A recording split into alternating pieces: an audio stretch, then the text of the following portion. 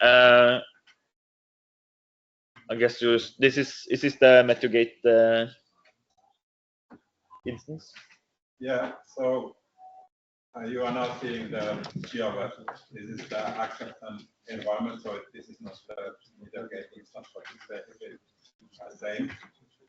So there's a currently time series functionality there that supports EVR. And in this case, from this button here, it's possible to add parameters to the timeline or to the graph. And we have some configured data sources here. And if you have your own EDR endpoint, you can just copy paste the address here and save it as a service chip. So now I have selected the E-SOH endpoint, which was the observations that MeteoGate.eu. And as we can see, there's only one collection. Should I select something else like here is the combination of all these two, so you can see multiple collections here. But we are now interested only in the E-SOH. And then if I open it, I can see the different parameters here. And there's some additional information related to the EDR. You can see here, like which kind of queries does it support, what are the time extents and the bounding software data. So here I have selected this is the problem that we were discussing earlier, that there's different countries measure the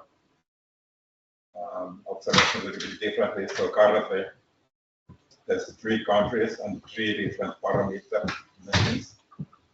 So I think this is from KNMI. They have 1.5 meter mean and 1 minute interval. Then this is from Finland, 2 meter and 1 minute mean interval. And from Norway, it's 2 meter plus point and 0 second. What's that supposed to mean? 0 second instant value. Instantaneous measurement. So there's no average, it's just a point measurement. But you have to define. I thought this was like a time window, not the. Not this measurement. No, it's an aggregation period. So it's the aggregation period for the function. Frequency of the observations. Yeah. Frequency of 0 seconds. Yeah. No. So it's how many points is that in one? It's 1 point. So the last bit, right? That's the aggregation period for the function. That's also defined. So for a point measurement, there's 0 second aggregation period. But for a mean, you would have 10 minutes, as the one in the other ones, right? And for the general user, this is really annoying point. Yeah. Discussion. Yes. Like you can see here. So I just want to see that. Like up until 0 seconds, I was confident that I understand what this PT10 means. Yeah. Like to know how many records can I expect from 1 hour of. It actually don't care. It just tells you the measurement, about the measurement. So you can, going back to the wind measurement again. So you could take 10-minute gliding mean every second. Okay. And after 10 minutes, you do, then you say that I will have the mean value of guiding 10-minute values at this point. And it's the last 10 minutes. So it's so there is no way to get information about how dense the time series is. There is. So in the EDR, this doesn't have it, but in the EDR we have a temporal extent here. In this case, E-SOH only returns the start and the end.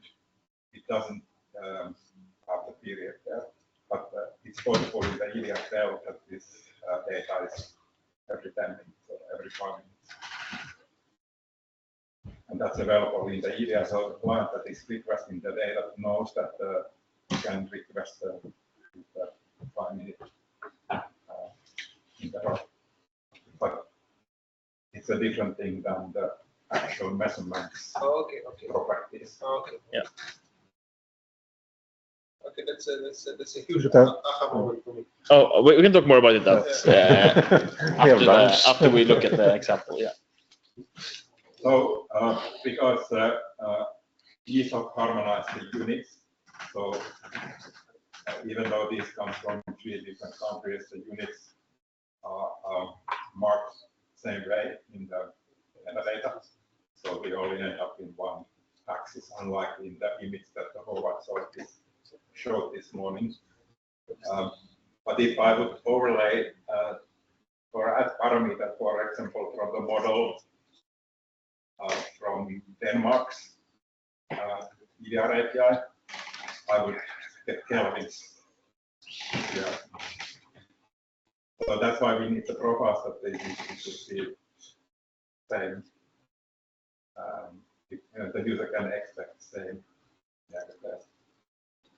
And earlier we got also in the observations the unit was Celsius, but it was marked differently. So the clients of course kind of know that it's the same. So we end up with the multiple axes. Yeah. But now this supports location queries in the EDR, and based on the location query, Java marks these spots in the map, and these are active icons, so you can click anywhere, and you can see that the graph updates. You can of course have multiple parameters in the graph also. There's also location search based on that location query. Now I only have one collection, but should I have multiple collections added here, they might have different set of locations, so that's why we have this kind of user interface here, so that we can select different locations from different collections.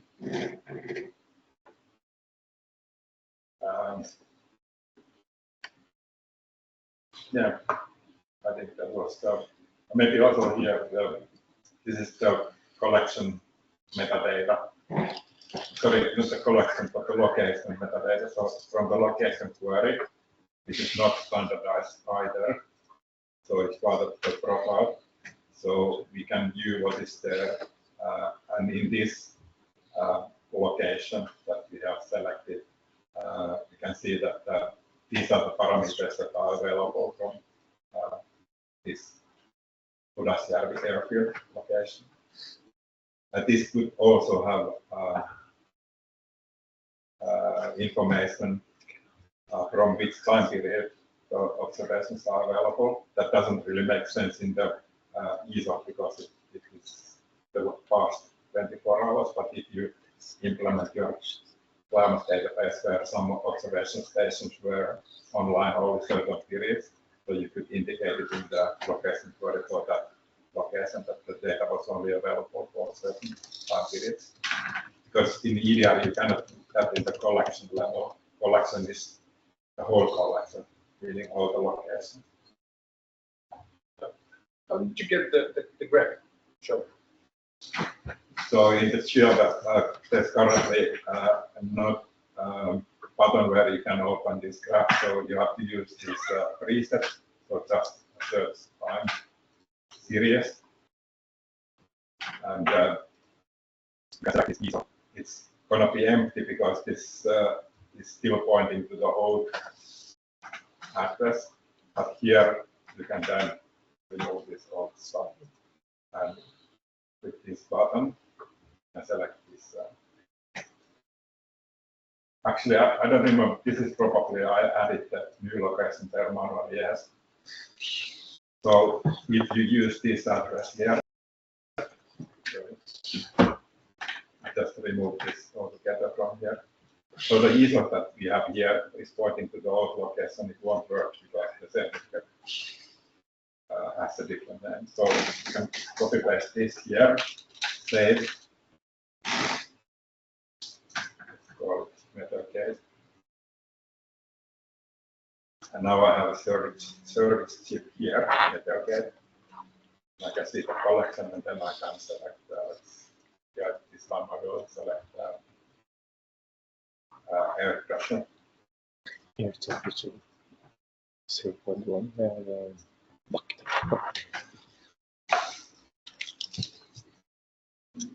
For some reason, there's no data for that. Standard, det var fint da. Let's use that. Temperature. This is for the Norwegian station.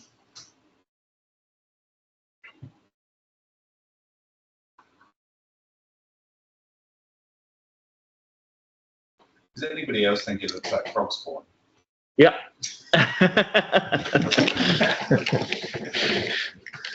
Anybody not enjoying And suddenly one morning, they're frogs. Yeah. So now I think the time has come to go to lunch, because if we want to eat something, we need to go now. So, Say something quick. so if we had, were you finished, Nico? Well, so you can take more later. So. Sorry? Yeah, you can show more later on the radar.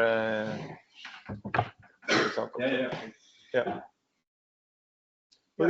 I'm helping Bigger with the onboarding to E-SOH.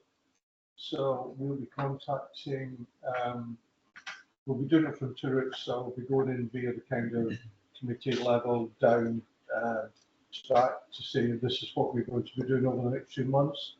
But also, for those of you that are here, it would be useful for me to have before we leave tomorrow the name of the person in your organisation, if it isn't you, that would have access to the feeds, the buffer feeds that we can contact, so we can start onboarding into E-SOH. My aim is that by the time we get to the next workshop in October, we've only got a handful of people left. So that's kind of That's it. that's it. I think we all